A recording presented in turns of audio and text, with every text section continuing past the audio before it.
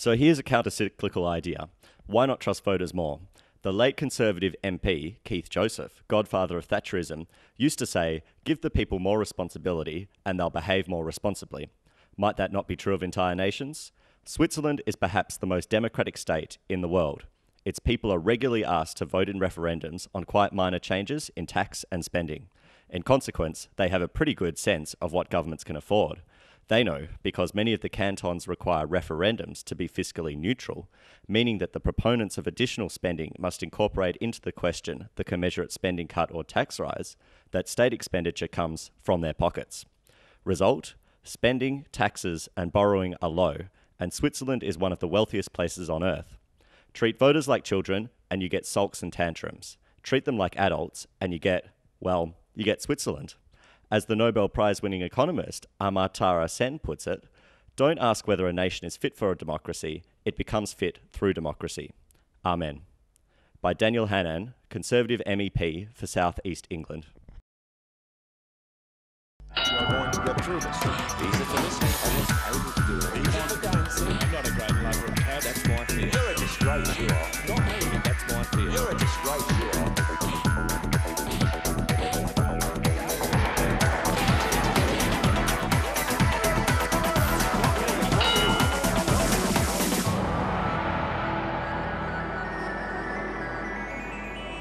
Hello and welcome to Shadowboxing.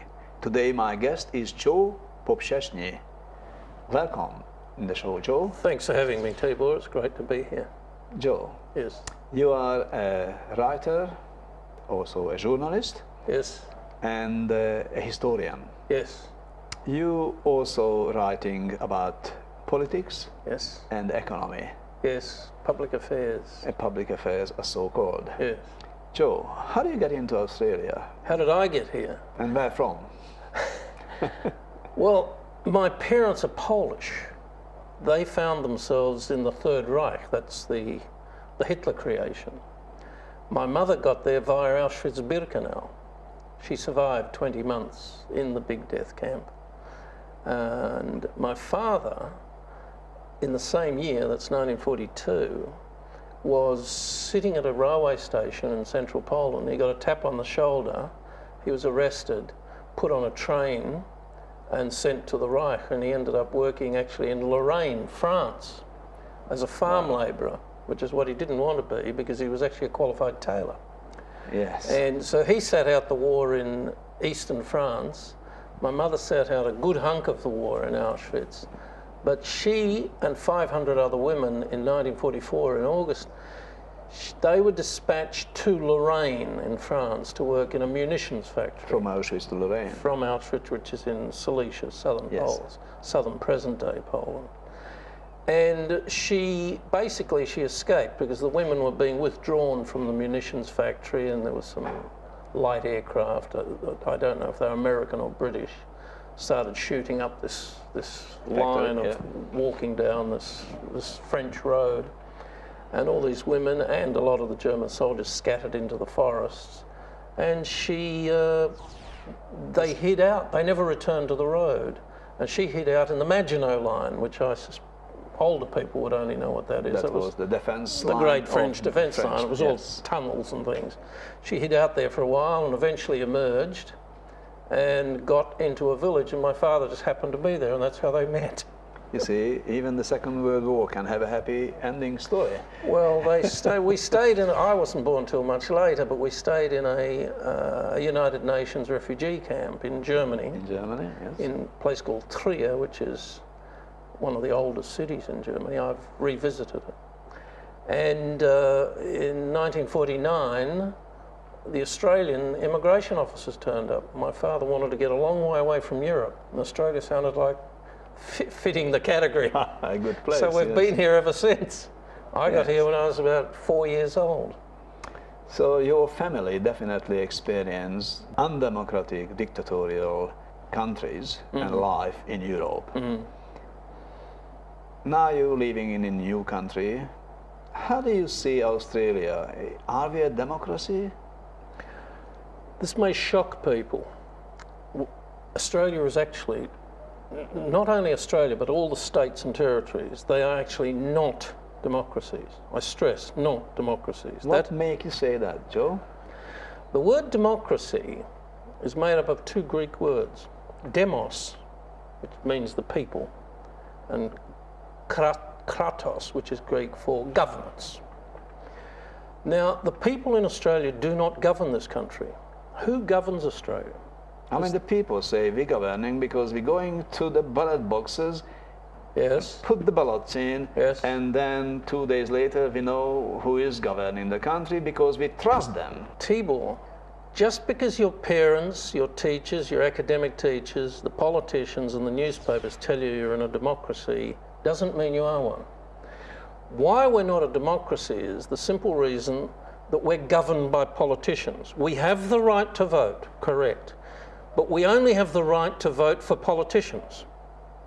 We don't have the right to get involved in the legislative process. Now, there are countries and other political entities where you do have that right. And should we have the right for that? Absolutely we should, otherwise we're not a democracy. What actually are we? We are what I call a ballotocracy. What is that? Is that a word? That Does it means exist, or you created this word? I borrowed it. I wish I had have created it because it's a very important word. So how do you say that? Ballotocracy. Ballotocracy, you Yes. believe in. We elect politicians every 3 or 4 years, and they have monopoly power for the next 3 or 4 years over the entire legislative process. Right? They bring in laws. We have no input. We can't stop or block or anything that legislation. We can go to the street, we can protest.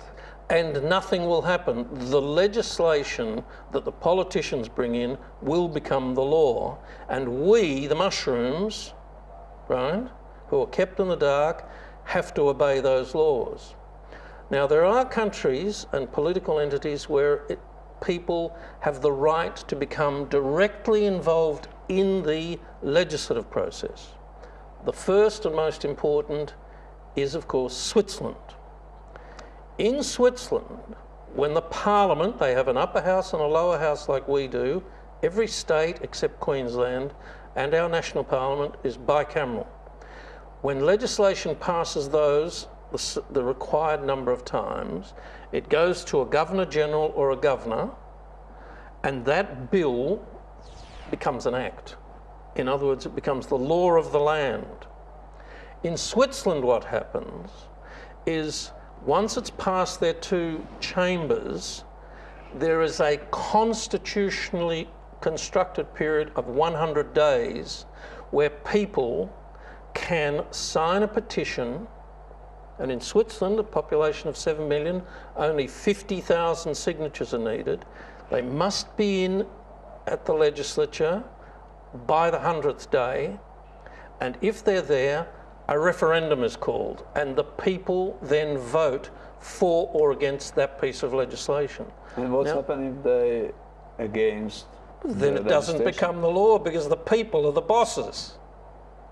It's frightening, Joe. Frightening. Switzerland For is the the politicians. Oh yes, it's frightening for them, but not for the people. No, I not say it's frightening for the people. I like this system Yes. probably myself, but it's frightening for the politicians. The politicians says usually, you trust me, trust us, you trust my party, I represent you, we do because we see the things better and closer than you can. Yes. And That's what they say. And but that's what I repeat. Yes. So we can make decisions for you, and you just, sleep well, because all what we make is the best interest of yours. absolutely. That's in called representative government.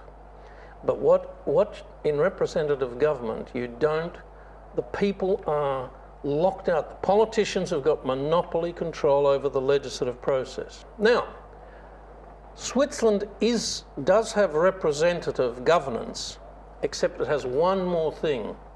Above it, the final say is the people, if they bring on a referendum. And about half the states of the United States of America are just like Switzerland. In fact, some of them are even more democratic than Switzerland. In Switzerland, the people can only block a bill. In the United States, there are some states where the people can actually initiate a bill.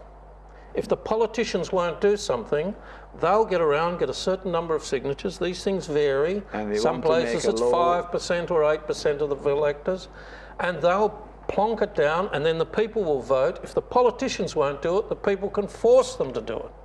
To make a law. To make a law that the politicians don't want. It's democratic. The demos, the people vote and bring legislation in, or they block it. In Switzerland, they just block it. So in Switzerland, the people, if they don't agree with the law, They can block it. they can have a referendum, Yes. which can block the law to become law. Yes, So absolutely. that's not happened. Oh, it happens regularly in Switzerland. It's happening. Yeah, it's Okay. not every day of the Not week, every but day, every right. couple of years it happens. Sometimes referendums are called and the people vote back the politicians. Sometimes they oppose the politicians, but it's democratic. So the final say is in the hand of the people. The people have the right for the final say on what shall become the law of the land. We don't have that. So let's take an example. In Australia, we had a woman who was then the Prime Minister, Julia Gillard. She said there will not be a carbon tax. Within 12 months, she instituted one. So we got a carbon tax now. So we got a Like it carbon or tax, not, whatever like it or she not, said, you've got it. doesn't matter. If we had been Switzerland, people would have got a certain number of signatures. It varies. My guess in Australia, if you had the Swiss proportions, How many? 150,000 from across the country. And there would have been a On a referendum. given time frame. Yes, in a say given 3 time. months. It's generally 3 months. 100 days, 3 months, right? And what's happening with the law during the 3 months when the parliament said yes to the law? It does not get the royal assent until the referendum. So all we need in Australia is a slight change before the Governor General or the state governors sign a bill to become law that has already passed through the chambers. The people have 100 days or 90 days to either bring on a referendum by getting a certain number of signatures, Or keep and then- silent. or keep silent and accept it. Or somebody may try and get the signatures, but they don't get enough. On that note, Joe, we have to go into the short break, but stay with us because after the break we're coming back much more on shadow boxing.